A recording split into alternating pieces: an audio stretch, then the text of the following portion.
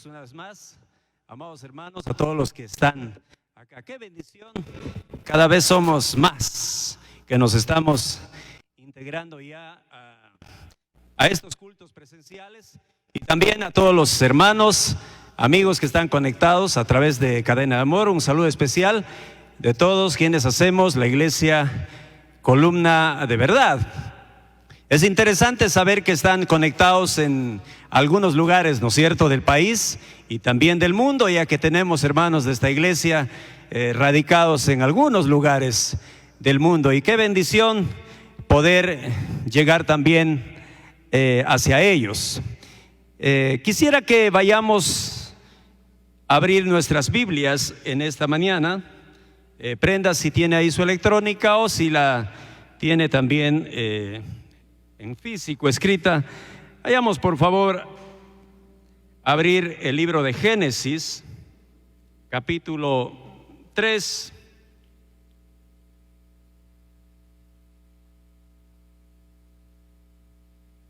Versículo 15.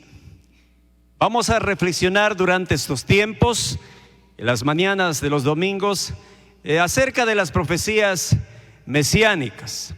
Vamos a estar topando, los hermanos que vamos a estar exponiendo la palabra de Dios, las profecías que hablan del Mesías, del Cristo, del ungido de Dios, que ha anunciado la Escritura que iba a venir no solo para el pueblo judío, sino para todos quienes se han acercado a través de la fe a Él. Vayamos a leer la palabra. Y pondré enemistad entre ti y la mujer, y entre tu simiente y la simiente suya. Esta te herirá en la cabeza y tú le herirás en el calcañar. Oremos. Bendito y soberano Señor, queremos en esta mañana darte gracias por lo fiel que has sido con cada uno de nosotros. Y agradezco, Dios amado, por haber puesto en el corazón de mis hermanos el sentir, el deseo de congregarse, como dice tu palabra, no dejando de congregarse como algunos tienen por costumbre, sino exhortándonos, animándonos, y eso es especial, que hayamos obedecido a tu palabra. Y también a mis hermanos, Señor, que están conectados, que tú seas propicio con ellos y tu palabra realmente traiga esperanza a esos corazones a veces afligidos, temerosos, escépticos muchas veces por todo lo que estamos viviendo, pero que tú, oh bendito Dios, con tu Santo Espíritu nos traigas fortaleza, certeza en lo que estamos esperando de ti. En Cristo Jesús te damos gracias. Amén. Mis amados hermanos, estamos en este texto de la palabra en Génesis, que ya nos habla acerca de la simiente del Señor Jesucristo. Y para entender, amados hermanos, las profecías, debemos entender que ninguna profecía, como dice la Escritura, es de interpretación privada. Por tanto, el autor de la profecía es Dios. Al atender con atención lo que la profecía se nos comunica, se nos da dirección, refugio, fortaleza y confianza de parte de Dios. Mi hermano y amigo, Dios quiere evitar que seamos desviados con la enseñanza de falsos profetas. Por ello nos libra de falsas doctrinas o profecías. Dios logra librarnos de todo ello comunicándonos Él mismo a través de su santa palabra. ¿Cuáles son sus planes para con nosotros desde antes de los siglos? Mucho se ha dicho que a veces los primeros textos del Génesis no es más que un mito, y hay que tener mucho cuidado, amado hermano, porque hay que reconocer que de Génesis a Apocalipsis la revelación bíblica es completa, es veraz y es infalible. Por ejemplo, el apóstol Pedro en su carta nos está hablando que tenemos, además dice, la palabra profética más segura, a la cual hacéis bien, dice, de estar atentos. como una lámpara que alumbra en lugar oscuro hasta que el día esclarezca y la estrella de la mañana salga en vuestros corazones. Y luego dice el apóstol, entendiendo primero esto, que ninguna profecía de la Escritura es de interpretación privada, porque la profecía, dice, no vino por voluntad humana, sino que los santos hombres de Dios hablaron siendo inspirados por el Espíritu Santo. Aquí estamos frente a la primera profecía acerca de la venida del Mesías. Si bien es cierto, no está hablando claramente del Mesías, pero está hablando de la simiente del Señor Jesucristo, simiente de mujer. Después Isaías va a hablar que Jesús va a nacer de una virgen.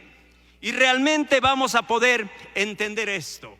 En la Biblia, la primera profecía declarada al hombre que menciona el nacimiento de Jesús el Cristo, encontramos aquí en Génesis. Y recordar que el término Cristo significa Mesías, ungido, escogido de Dios.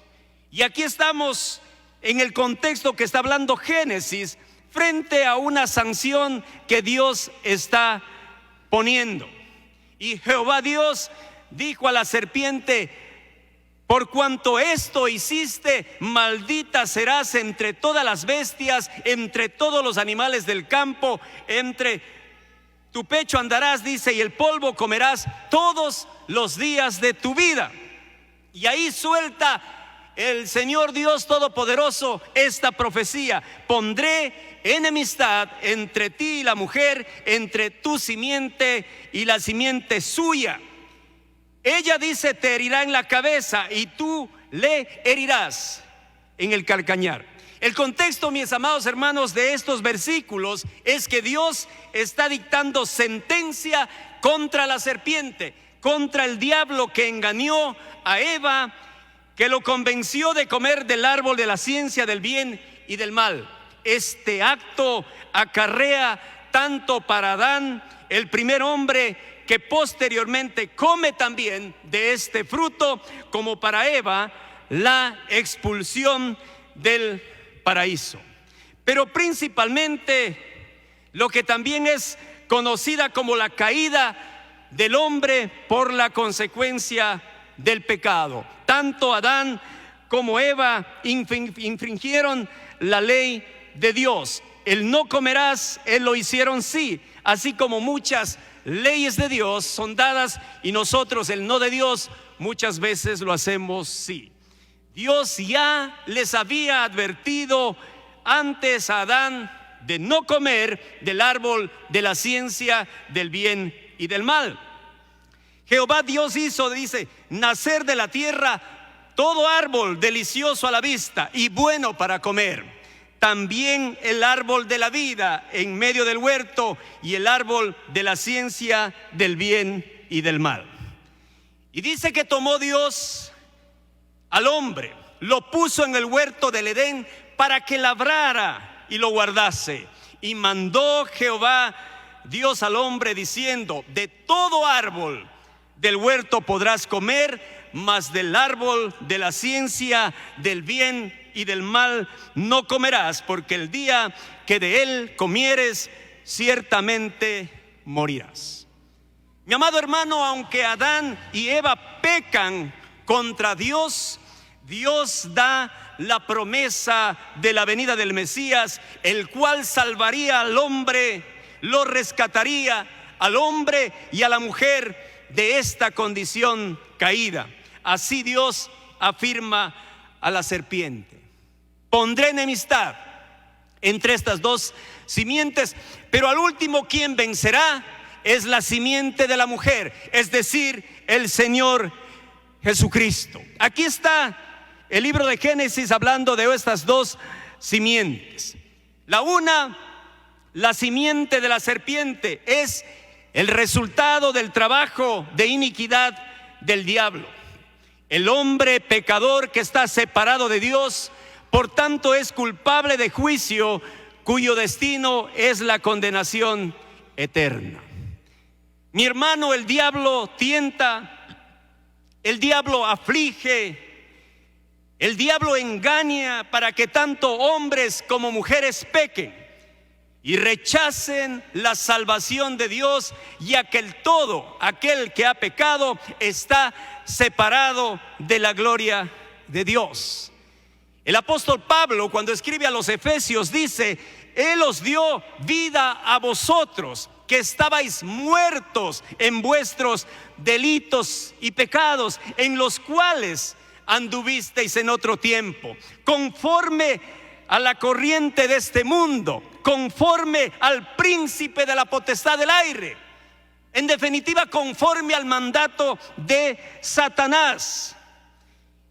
Y el apóstol Pablo le define a este espíritu inicuo, el espíritu que ahora opera, dice, en los hijos de desobediencia, entre los cuales también todos nosotros vivimos en otro tiempo, en la concupiscencia de nuestra carne, haciendo la voluntad de la carne, de los pensamientos, y éramos, dice, por naturaleza hijos de ira, lo mismo que los demás. Qué precioso texto que Pablo revela, que antes vivíamos bajo el imperio, bajo el gobierno de Satanás. Y también a la iglesia de Colosas dice: dando gracias al Padre que nos hizo aptos para participar de la suerte de los santos en luz, el cual, dice, nos ha librado de la potestad de las tinieblas y trasladado al reino de su amado Hijo, en quien tenemos redención por su sangre, el perdón de pecados. Qué precioso. Hay posturas doctrinales erróneas que argumentan: todos los hombres y mujeres, dice, somos hijos de Dios. Y a veces creemos eso. Pero de acuerdo a lo que dice la Escritura, la verdad de Dios es absoluta. Dios nos ha hecho hijos de Dios, sí, pero ¿sabe a quién? Todos los que recibieron, a los que creen en su nombre, les dio potestad de ser llamados hijos de Dios. Primera de Juan 1:12. Es muy importante, amado hermano, que en un creyente que ha recibido a Jesucristo, el Hijo de Dios, tenga bien claro este aspecto aquí mencionado, ya que de lo contrario corre el riesgo de no identificar con claridad la razón por la cual Dios cumplió su propósito de dar la promesa desde los tiempos de Adán y Eva acerca del Mesías. La Biblia es muy clara y la carta de Juan muy directa y explícita. Dice: no es escrito como si ignoráis la verdad, sino porque la conocéis, porque ninguna mentira procede de la verdad. Y Juan hace una pregunta retórica: ¿quién es el mentiroso? Sino el que niega que Jesús es el Cristo. Este es el anticristo, el que niega al Padre y al Hijo. Todo aquel que niega al Hijo tampoco tiene al Padre, y el que confiesa al Hijo, dice, tiene también al Padre. Lo que habéis oído desde el principio permanezca en vosotros. Si lo que habéis oído desde el principio, dice, permanece en vosotros, también vosotros permaneceréis en el Hijo y en el Padre. Un hombre, una mujer que han pecado y no se arrepiente y no pide perdón a Dios y que no acepta la salvación que Dios da por medio de Jesucristo, está en peligro de ir a la condenación eterna, ya que está muerta en los delitos y pecados y no le ha sido dada la potestad de ser hechos hijos de Dios. Y Apocalipsis es también claro, dice: pero los cobardes e incrédulos, los abominables, homicidas, fornicarios, hechiceros, idólatras, Todos los mentirosos tendrán, dice, su parte en el lago que arde con fuego y azufre, que es la muerte segunda. Aquí vemos, hermanos, que quienes están del lado de Satanás, porque aquí hay dos simientes. La simiente de la mujer que revela ya el advenimiento del Mesías, el Cristo, el que iba a rescatar al hombre de su condición de pecado, y la otra simiente que está hablando de la simiente del diablo. Y siempre debemos hacernos esta pregunta: ¿con quién estamos? ¿De qué lado estamos? No hay una posición neutra. No podemos adoptar una posición neutra. O estamos siendo gobernados y dirigidos por Cristo, y estamos convencidos de las promesas que están en su palabra, que vendrán a cumplirse porque Dios lo ha hablado, o estamos del lado de Satanás, del lado de una sociedad que a cada momento desplaza a Dios del centro de su vida. Y aquí está diciendo la Escritura: la herida en el calcañar a la simiente de la mujer, dicha en la profecía, representa varias cosas, y una de ellas es el sufrimiento de Cristo crucificado para el perdón de los pecados. La razón de este acontecimiento tiene que ver con el cumplimiento de la ley, ya que Jesucristo, mi amado hermano, cumplió la voluntad de Dios, haciéndose obediente a Dios, sujetándose bajo la ley de Dios. Por ello se cumplió en él la justicia de Dios.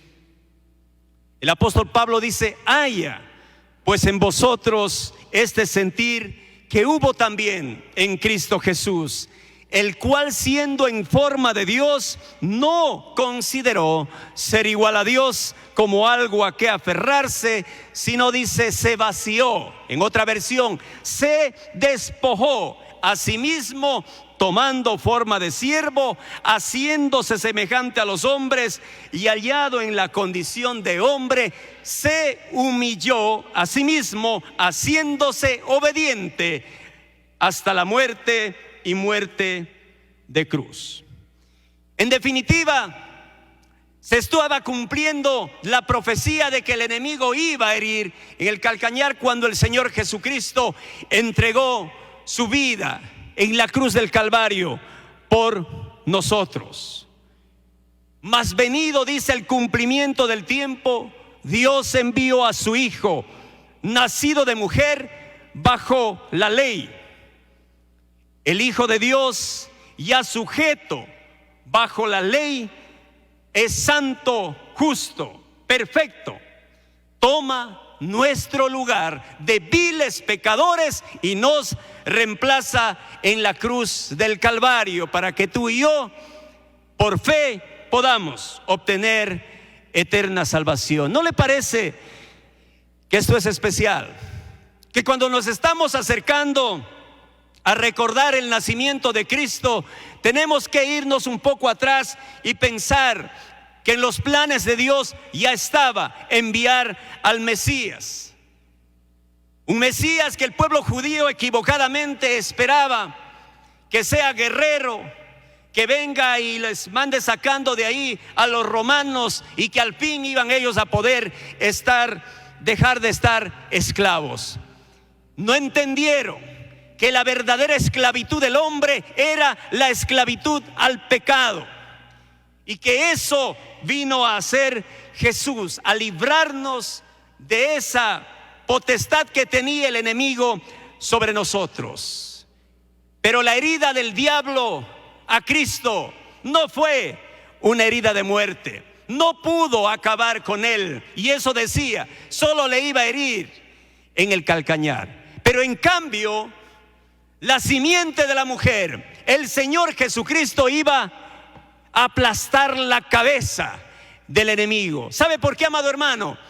Porque con la resurrección de Cristo venció la muerte, venció el imperio de la muerte, y nos hizo libres a nosotros, victoriosos a todos nosotros. Cuando nosotros ahora estamos alicaídos, desanimados y queremos culparle al diablo de todo, debemos recordar que Satanás es un enemigo ya vencido por Cristo en la cruz del Calvario. Cuando Jesús en Getsemaní estaba prácticamente en una oración agónica, el enemigo buscó 1000 formas de tentarlo. Lo tentó en el desierto. Dice que fue tentado en todo. Allí en Getsemaní, cuando iba ya a partir, a entregarse, ¿cómo habrá luchado este enemigo? Poniendo ahí: no sirve, no vayas, no sirven ellos, igual te van a negar, igual no van a vivir bien, son unos fracasados, no vayas. ¿Cómo sería la lucha? Una lucha ahí tenaz entre Jesús y el enemigo, que jamás dejó de tentarlo. Jesús dice: pasa de mí esta copa, pero que se haga tu voluntad y no la mía. Victoria. Tuvo victoria. A pesar de ir a sufrir, sabía que esa es la mejor vía para hacer efectivo el rescate de cada uno de nosotros. Y cuando estuvo victorioso, resucitando, aplastó de una vez por todas la cabeza del enemigo, y hace que toda persona que ha entregado su vida a Jesucristo sea también una persona que está capacitada, porque tiene al poder del Espíritu Santo actuando en nuestras vidas, y no podemos seguir ordenados ni haciéndole juego a este enemigo vencido. Jesús lo destruyó, Jesús lo venció. Y si usted está en Cristo, usted también tiene el poder, por el Santo Espíritu que mora en usted, para vencer cualquier ataque, cualquier tentación, cualquier pretensión del enemigo. Qué bendición en esta mañana poder recordar esta profecía acerca de la simiente de la mujer que es Cristo. La victoria que Cristo tuvo sobre el enemigo nos da la posibilidad a cada uno de nosotros también de ser hijos de Dios victoriosos, que caminamos en esta vida libres, tentados sí, pero no va a poder vencernos. ¿No cree que es importante que usted y yo demos gracias a nuestro Dios por esa provisión que Dios nos dio a nosotros? El Señor Jesucristo, ofrecido en sacrificio vivo, santo, delante de nuestro Dios, para poder nosotros ser enteramente beneficiados. ¿Y sabe qué es lo más importante acá? Que que no conoció pecado, justo, santo, dice la Escritura, por nosotros se hizo pecado. Todo el pecado del mundo cayó sobre él. Por eso él clama en la cruz del Calvario: Elí, Elí, lama sabactani. Dios mío, ¿por qué me has abandonado? El peso del pecado cayó sobre el justo. El pecado nuestro, para habernos liberado, para habernos hecho sus hijos por medio de la fe. Y eso es lo importante que debemos hoy transmitir también a las personas: que hay esperanza de vida nueva, que hay esperanza de vida eterna, que hay esperanza de salvación únicamente en la persona de la simiente, del Cristo, del ungido, del tan esperado Mesías que el pueblo judío tenía. Tremenda esperanza. Pero dice la Escritura: a los suyos vino, mas los suyos no le recibieron. Mas a todos los que le recibieron. Y ahí está usted, hermano. Si usted le ha recibido a Jesús, ahí está usted. Mas a todos los que le recibieron, les dio potestad de ser llamados hijo de Dios. ¿Cómo debo decir? Aleluya. Somos hijos de Dios. tenemos vida eterna, tenemos garantizada la salvación. Hemos sido llevados al reino de su amado Hijo. Cuando partimos de este mundo, gozaremos de las glorias eternas. Esto es pasajero. Algunos se han ido, otros también nos iremos. Pero en la eternidad, con nuestro Dios, unido a billones de personas que también han lavado y limpiado sus ropas en la sangre del Cordero, estaremos un día gozando de las moradas eternas que Cristo fue a preparar. ¿A quién? A sus hijos. Usted creyó, usted lo recibió, usted es un hijo de Dios. No dé oportunidad a que el enemigo le bote al piso. Abríguese en el Señor. Lea su palabra, aliméntese a diario. Clame al Señor en oración. Hable con otro hermano, así fuera telefónicamente, anímese. Porque tenemos algo especial. La promesa del Mesías, de esta simiente que destruyó el imperio de la muerte, que es Jesús, nos ha permitido a nosotros estar en una hermosa condición ahora. Eso es lo que debemos recordar en Navidad.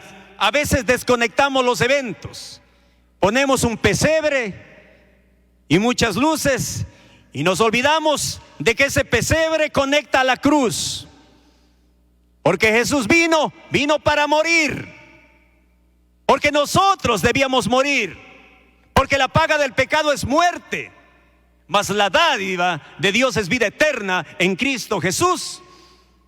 Navidad nos debe llevar también a la cruz, y ahí no se quedó, porque a Jesús no le detuvo nada. No se quedó en un pesebre, porque no se quedó un bebé. No se quedó en la cruz, no se quedó en la fría tumba, la venció y está glorioso junto al Padre. Y dice la Escritura, un día vendrá ya no como bebé, con poder y gloria, a juzgar a los vivos y a los muertos. ¡Qué bendición! Estar del lado del ejército del Salvador del mundo y no estar al otro lado, en el ejército contrario. Ese ejército contrario ya fue derrotado y Jesús lo volverá a derrotar, porque Jesucristo es poderoso y por los siglos y de los siglos será su poder, su imperio y su dominio. Satanás no pudo con él, no podrá, tampoco podrá con sus hijos que a diario se esfuerzan por vivir abrigados en su amor, en su misericordia, conectados con él en oración y en la meditación de su palabra. El sufrimiento que a lo mejor tengamos que pasar en este valle de dolor, a veces llamado vida, es pasajero. No es nada, como dice el apóstol, comparado a la gloria venidera que nos espera. La simiente del enemigo fue derrotado por la simiente de la mujer. Nuestro Señor Jesucristo, mi amado hermano, a Él sea la gloria, el imperio por los siglos de los siglos. Amén. Pongámonos de pie, mis amados hermanos. Vamos a orar y darle gracias a Dios, porque estamos, gracias a Él, del lado del ejército victorioso. Oremos. Querido Dios y Padre, gracias te damos, Señor, por este tiempo, por tu bendición. Gracias por tu palabra, que tú hablaste, Señor, y se cumplió, porque todo lo que tú has hablado se cumple en el tiempo. Y gracias, bendito Dios, porque hemos podido creer en esa promesa y la hemos recibido.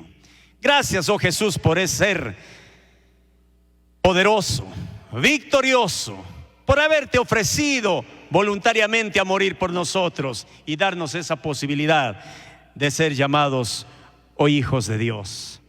Te ruego por cada uno de los hermanos, Señor, que este tiempo podamos siempre meditar en tu palabra, recordar que tu nacimiento tuvo un propósito, que es venir a morir para ofrecerte en sacrificio por cada uno de nosotros.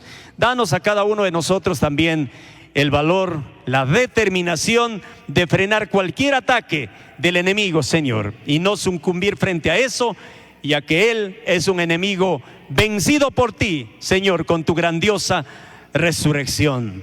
Gracias, querido Dios, por cada uno de los hogares, de las familias que en esta mañana han hecho lo mejor, venir a congregarse, a alabar tu nombre, a meditar en tu palabra. Ruego que tú traigas gran bendición sobre sus vidas, que tú sigas guardando de esta pandemia a cada uno de nosotros. Bendito Dios, tú controlas todo y ponemos delante de ti a todos tus hijos, Señor, que tú seas propicio, guardándolos de este peligro de contagio. Y a cada uno de mis hermanos y amigos también que están a través de la conexión de Cadena de Amor, que tú traigas también bendición a sus vidas y poco a poco vayas liberando el temor y puedan también empezar a congregarse junto a tu iglesia para darte la honra, darte la gloria y reconocer que nuestra fe, nuestra confianza sigue firme en ti, oh Jesucristo, porque fuiste enviado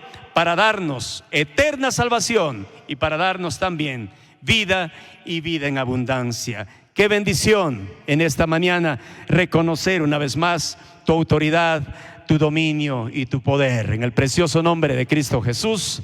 Amén. Amén, amados hermanos.